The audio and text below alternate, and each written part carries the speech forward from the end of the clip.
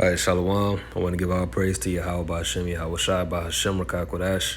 Double honors to the apostles and elders of GMS. Peace, mercy, and grace to the household of faith, the elect, Shalom. All right, and in this lesson, man, I wanted to talk about, this video clip right here from Redacted. All right, this portion, you had this guest on the show who is a Marine, a former U.S. Army or U.S. Marine, and he's also a former United Nations weapons specialist, and he's making some good points on here, basically saying how the United States is wasting all of its defenses with this Ukraine situation, and it doesn't have anything to defend itself if there was a coming war to take place, which that this show just aired 2 days ago, but this article just came out. I want to say yesterday, and what he's saying pretty much backs up this article. And this is from End Time Headlines that say the U.S. and our NATO allies are running dangerously low on ammo. You see what I'm saying? So, and this is all scriptural. Babylon is pretty much being made a sitting duck that, doesn't have any defenses. It's being prepared to be taken, okay? And this is all in the Bible, and this is why this is happening. All right, so without further ado, I'm going to play some of that clip. All right, just, bear with it. Just listen for a little while and soak it up. Then I'm going to get some scriptures, and Lord willing, you be edified. If I'm in the military, remember my job in the military is to prepare for any potential conflict scenario that the United States might realistically run into, and we have contingency plans that we make up. Whether it's if China invades Taiwan and we get involved in a fight there, if North Korea comes across the border, we get in a fight there, if Russia decides to push in on the Baltics or Poland and we get in a fight there, if Iran does something, we have to get in a fight there. Every one of these has a contingency plan that has forces allocated to that, and those forces have to have resources allocated to them capable of dealing with the problem set. And these are all complicated problem sets. And what we're also learning is that we haven't imagined the right war. We've been building our support packages based upon old thinking that placed precision over massed fires, meaning that we needed less artillery. That's okay, but as long as you can put precision fires down on the enemy, we don't have to have a lot of artillery shells. Well, we're learning in Ukraine that's just a flawed premise. Ukraine is firing between 5,000 and 7,000 artillery rounds a day. We currently produce 85,000 rounds a year. Wow. Thank you very much for that look, because that's Ukraine is running through a lot of ammo. All right, Ukraine is going through a lot of ammo right now. All right, listen here. This one to start again. God really didn't know where to start it at, so I just kind of started somewhere. But from here, for the next minute, 2 minutes, pay attention. That's what's going on. So Ukraine will fire what we produce in a year in less than a month. And so what we've been doing to sustain them is stripping our stocks that are used to back up these various contingency plans. And what the Pentagon's not going to tell you, and what the president's not going to tell you, is that if we go to war today, we can't win a single conflict. All right, let's listen to that again. And what the Pentagon's not going to tell you, and what the president's not going to tell you, is that if we go to war today, we can't win a single conflict. You want to know why? We have no ammunition. How is the hammer of the earth cut asunder? Let's get that real quick. Jeremiah 50. All right, because Babylon is the hammer of the earth, right? Jeremiah 51:7. All right.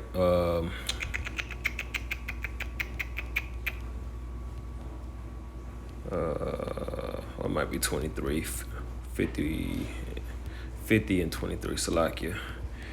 All right, so, hammer of the earth. Yeah, 50 and 23. Okay, it says, how is the hammer of the whole earth cut asunder and broken? How has Babylon become a desolation among nations? NLT. Babylon, the mightiest hammer in all the earth, lies broken and shattered. Babylon is desolate among the nations. This is the future. It was coming to this place, but even now it's being made weak. All right, it's being made weak from the inside out. All right, just like the ancient Roman Empire did. All right, so it can't win a single conflict according to this individual right here. Want to know why? Because we gave it to the Ukrainians. Now, we have some ammunition. If we go to war today, we can't win a single conflict. You want to know why? We have no ammunition. Want to know why? Because we gave it to the Ukrainians. Now, we have some ammunition, but the ammunition that we have generals saying, okay, we need to retain a minimal amount of stocks to meet a contingency, but those contingencies we're learning are based on flawed assumptions on artillery expenditure rates that are unrealistic. In the Gulf War, which is one of the conflicts, America's always accused, and there's brilliant writers who talk about this. We always train based upon the last war. And the last big war we fought was the Gulf War, 1991. We fired 60,000 artillery rounds for the entire war, 60,000. And that was considered to be a pretty, we were pumping out rounds. We were doing okay. Russia fires 60,000 rounds in one day in this conflict. Do you understand the scope and scale that we're talking about? We aren't ready for this conflict. So even when we gave Ukraine ammunition, we said, well, we're going to keep enough to meet our contingency requirements. But now the generals are going in and recalculating, saying, we made a mistake, because the ammunition that we have right now that's supposed to last for a conflict that can extend 3-4 months, we're going to run out of ammunition in 7 days. And then we got nothing. Zero. And this is going to be for any conflict we get involved in. Any, not just Russia, China, North Korea, Iran, anything. If we get involved in a major fight, we're going to lose because we have no ammunition. And this No ammunition, no defenses. is why they're saying we need to go on a wartime footing. Because what we're trying to do right now this isn't just about Ukraine. This is a serious national defense problem. We need to start producing ammunition. Again, the Russians, they're producing, I think, 3.2 million rounds a year. We produce 85,000. Do you understand what I'm saying? The Russians have geared it up, and they're gearing up even more. They're going to produce even more because the Russians understand what's going on. The Russians have built an army that's expanded from 900,000 to 1.5. That reminds me of Isaiah 13. Let me go there real quick. Talk about the Medes. All right, we always say the Medes is talking about those Russians. Isaiah 13 and 15 or 17. It says, "Behold, I will stir up the Medes against them, which shall not regard silver, and as for gold, they shall not delight in it. Their bows also shall dash the young men to pieces, and they shall have no pity on the fruit of the womb. Their eye shall not spare children. In Babylon, the glory of kingdoms, the beauty of the Chaldees' excellency, shall be as when God overthrew Sodom and Gomorrah. It shall never be inhabited, neither shall it be dwelt in from generation to generation. Neither shall the Arabian pitch tent there, neither shall the shepherds make their fold there." Right, so the Most High is gonna stir up Russia, all right, which is gonna be the chief of, many other nations that are gonna be joined with them against Babylon. And what they're gonna do, they're gonna a similar judgment is gonna come on this place like Sodom and Gomorrah, which was fire. The Most High made it rain fire and brimstone. He gonna make it rain fire here, all right. And the Russians are already on track to make this happen. That sword is being sharpened. You see, and of course it should never be inhabited. Why? Because Babylon the Great, the fate of the United States is to be completely smoked. All right, nothing but dirt, nothing but uninhabitable place where people ain't gonna be able to come in and do business anymore and live here. And this place about to be totally flatlined, man, totally demolished. All right, so let's go back, and I'm almost done. 5 million because of NATO expansion. They're in the process of putting a 70,000 man strong core-sized unit in the St. Petersburg area, a new military district to. I'm sure some more here, but I don't want to make the video too long. But he's saying some good stuff. But I mainly just wanted to make the point that the United States and like the title says here, the NATO allies are running low on ammo. Okay. Opinion: this is not a time to be running low on ammo. A major conflict could erupt in the Middle East at any time, and thanks to the recklessness of the Biden administration, the U.S. could soon find itself fighting wars with both Russia and China simultaneously. So you would think that our military brass would be absolutely determined to make sure that we have plenty of ammunition stockpiled, but we don't. In fact, as a result of sending so much ammo to Ukraine, our own stockpiles have gotten dangerously low. This is something that General James Hecker commented on during a recent panel discussion.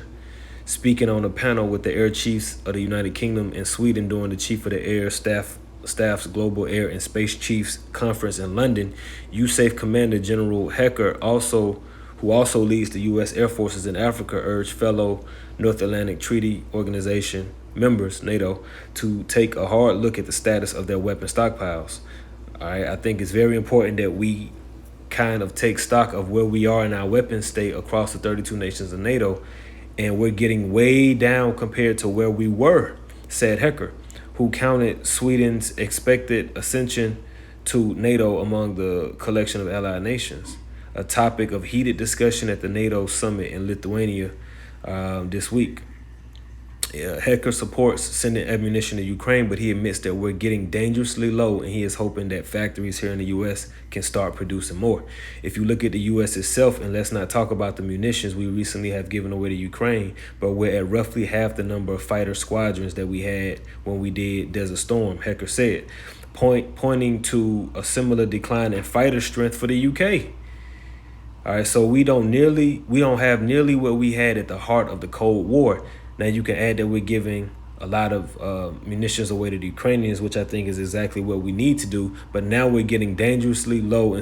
Now, wait a minute, man. Like Ukraine, well, maybe just because U.S. and the Ukraine are obviously allies, but I'm like, shit, Ukraine ain't even a part of the EU or NATO, if I'm not mistaken. Let me see real quick. Is Ukraine a member of the EU? No, it's not. So Ukraine ain't even a member of the EU or the NATO. So it's like, well, what's the connection there? I don't know, but why are they putting so much resources into the Ukraine? Well, we kind of know. We kind of know, but keeping up with the spirit of prophecy, let's just go ahead and get these scriptures, man. I think that was it on that. So for now, the Russians have a significant advantage. They can fire far more ammo at the Ukrainians than the Ukrainians can fire back at them. Blah, blah, blah, blah, blah. All right, let's go ahead and get into these scriptures, man. I got Ezekiel 38 I'm gonna start with. All right, which just goes into what? All right, a prophecy about Gog and future invasion of Israel. So it's going into Gog, which we believe to be what the Russians, the land of Russia, and then these various other nations who gonna be joined with Russia, who gonna hit Israel, right? And ultimately, Israel is gonna cause Babylon to get into some deep shit, which is ultimately going to get both nations, fired up. Going to get them both smoked, right? So when you go to jump down to verse 11, it says, or verse 10, it says, thus saith the Lord God, and it shall come also to pass that at the same time shall things come into thy mind, and thou shalt think an evil thought, right? Evil thoughts can be, hey, man, I'm finna push these motherfucking missiles, I'm finna blow that bitch up, do it, you know what I'm saying? Because that's probably gonna be all it takes. Just one nation to let one of them things go, and then it just they all start letting them fly. Who knows? We'll see, right? Verse 11 it says, and thou shalt say, I will go up to the land of unwalled villages. I will go to them that are at rest, that dwell safely, all of them dwelling without walls and having neither bars nor gates, to take a spoil and to take a prey, to turn thine hand upon the desolate places that are now inhabited, and upon the people that are gathered out of the nations which have gotten cattle and goods that dwell in the midst of the land. All right, in that place of unwalled villages. All right, this is Babylon the Great. All right, this place is unwalled, okay, because in the ancient world, you had the walls that were set up as a, as a form of a defense, right? And this place right now it don't have any defense. It has a damn near non-existent aerial defense. Well, it might be something, but I think their air defenses are very weak here, if they even have it. because I was watching, I think that same video clip they was talking about that how they don't have how the aerial defenses. They haven't been investing in like what they call them, the Stingers, the fighter jets and stuff like that. I think they were talking about that in that same clip, and then this place is depleting its resources to fight with by sending them away and sending all their money, into Ukraine. So this place is unwalled, and not to mention the people here, they pretty much not even in the mindset of war. They're not even able to fight. They're the spirit of being proud to be an American and fighting for the country like that. That shit's out the way. This place turning all the men into soy boys. So, this place is unwalled, man. No defenses. Okay, and the people think they at pure peace and rest and safety and everything is good and can't nothing happen. They still think this the 1920s and the 1940s, where everybody's scared of this place and won't touch it. But see, the virgin daughter about to get touched. This Isaiah 47 in the Good News Translation. Verse 1, it says, the Lord says, Babylon, come down from your throne. You see? All right, Babylon the Great.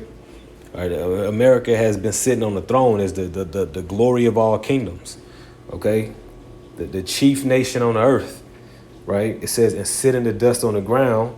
You were once like a virgin, a city unconquered, but you are soft and delicate no longer. And that's what this place was. It was a city unconquered. It was and it's still like a virgin, right? A virgin being a young woman who hasn't been penetrated, who hasn't been invaded, right? And this place being a young woman, only been around over 250 years or so, unconquered, untouched. This place is ready, is being prepared to be conquered, invaded. All right. Verse 2, turn the millstone, grind the flour off with your veil, right? Your covering. Strip off your fine clothes. Lift up your skirts to cross the streams. People will see you naked. They will see you humbled and shamed. I will take vengeance and no one will stop me. All right. This is the Lord taking vengeance on Babylon through the other nations. All right. Because the missiles are part of the army of the Most High. Okay. Verse 4, the Holy God of Israel sets us free. His name is Yahweh Al-Ashajah. Okay, he's setting who free? The captives, the Israelites. All right, because Babylon has all 12 tribes here, and it's straight working us to death, just like in ancient Egypt. All right, it's exploiting us, it's killing us. All right, everything this place does is a war on our soul. Okay, I'm gonna go ahead and I got one more, Sirach 26:11. It says, watch over an impudent eye and marvel not if she trespass against thee. She will open her mouth as a thirsty traveler when he hath found a fountain and drink of every water near her. By every hedge will she sit down and open her quiver against every arrow. And that's very metaphoric, which is true too, you know what I'm saying? But it's a very metaphoric saying, pretty much when you're dealing with a whore. All right, she'll pretty much mess around. She'll bring shame upon you. She'll embarrass you. She'll do things behind your back. She can't be trusted. And a quiver is like a case for something that you put arrows in, right? And so this place, being the whore, the great whore that ought to be destroyed and judged, this place is opening her quiver because every arrow that the nations have is about to come and hit this place. Okay? Let's get Jeremiah 50:9. For lo, I will raise and cause to come up against Babylon an assembly of great nations from the north country. You're going to have Russia. You're going to have China. All right, these are great nations. All right, etc. It says, and they shall set themselves in array against her. All right, they're going to be, let's look up array.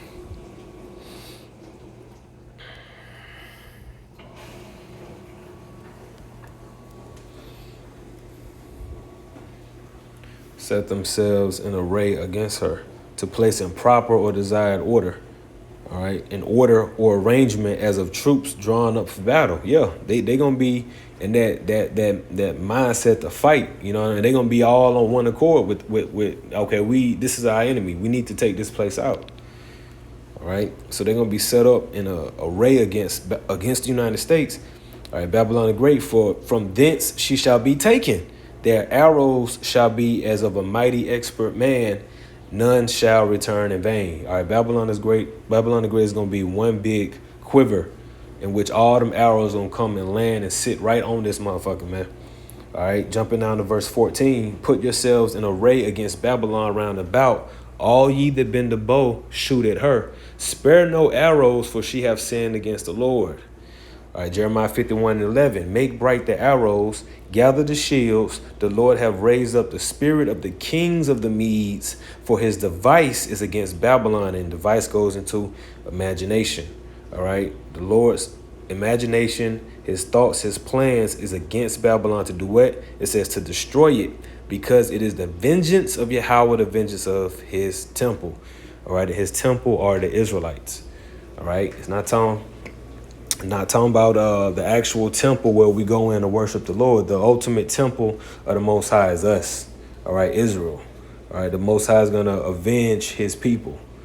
Okay, so that's pretty much the point, man. This place is sitting duck, ready to be taken. The chip right around the corner. Hold fast, man. Stay locked and loaded, man. In the spirit, man. We almost out of here. So I pray this was an edifying lesson to the elect. Until next time, I say shalom.